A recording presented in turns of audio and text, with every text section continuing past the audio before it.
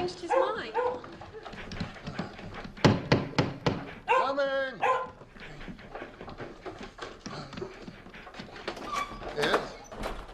Lady Catherine de Bourgh.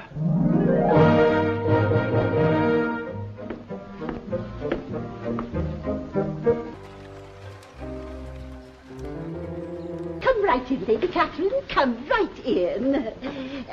Won't you, sit down?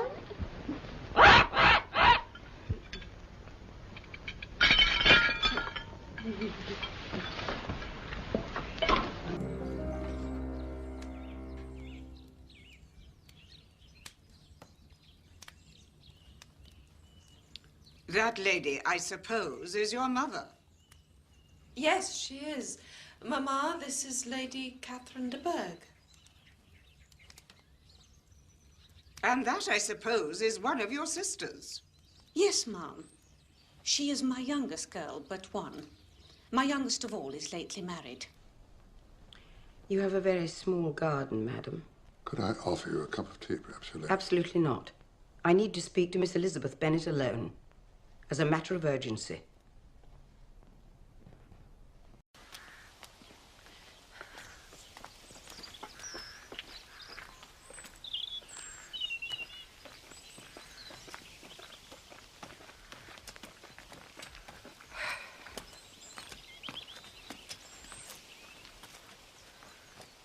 You can be at no loss to understand the reason for my journey, Miss Bennet. Indeed, you are mistaken, madam. I am quite unable to account for the honor of seeing you here. Miss Bennet, you ought to know I am not to be trifled with. But however insincere you choose to be, you shall not find me so. Miss Bennet, a report has reached me of a most alarming nature. I was told that you, Miss Elizabeth Bennet, were shortly to be engaged to my nephew, Mr. Darcy. Of course, I could not believe this report could possibly be true. Nevertheless, I immediately resolved upon setting out to see you.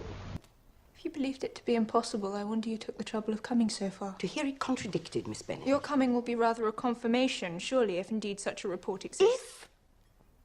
Do you then pretend to be ignorant of it? Miss Bennet, I insist on being satisfied. Has my nephew made you an offer of marriage? Your ladyship has declared it to be impossible. It ought to be so. But your arts and allurements may have made him forget what he owes to himself and all the family. You may have drawn him in. If I had, I should be the last person to confess it. Insolent, headstrong girl.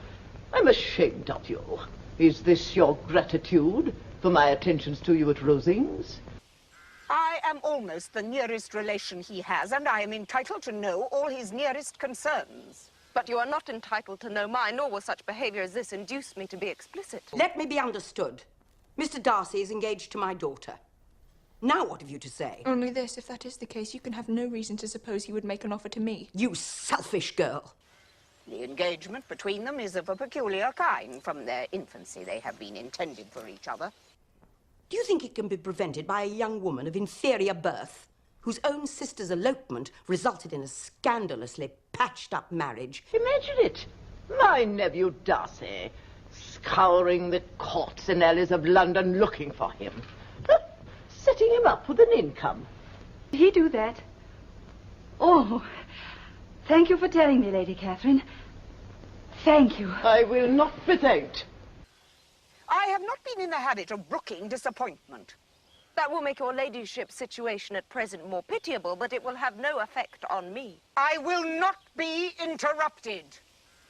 If you were sensible of your own good, you would not wish to quit the sphere in which you've been brought up. Lady Catherine, in marrying your nephew, I should not consider myself as quitting that sphere. He is a gentleman, I am a gentleman's daughter. So far, we are equal. But who's your mother? Who are your uncles and aunts? Do not imagine me ignorant of their condition. Whatever my connections may be, if your nephew does not object to them, they can be nothing to you. Do not pretend to possess equal frankness with your ladyship.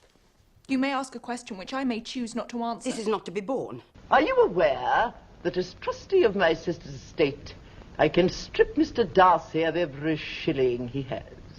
And if he were to marry against my wishes, I should not hesitate in carrying out my power. Now, what have you to say? Nothing whatever. Your alliance would be a disgrace. Your name would never even be mentioned by any of us. These would be heavy misfortunes indeed. Are the shades of Pemberley to be thus polluted? Once and for all, are you engaged to him? No, I am not. And will you promise never to enter into such an engagement? I will not, and I certainly never shall. Ah, so you do expect him to propose to you? I have no right to expect anything, excepting perhaps never to see him again. You have insulted me in every possible way and can now have nothing further to say. I must beg to return to the house. You have no regard, then, for the honor and credit of my nephew. Unfeeling, selfish girl. I have never been thus treated in my entire life. Lizzie, what on earth is going on? Misunderstanding. Is it? For once in your life...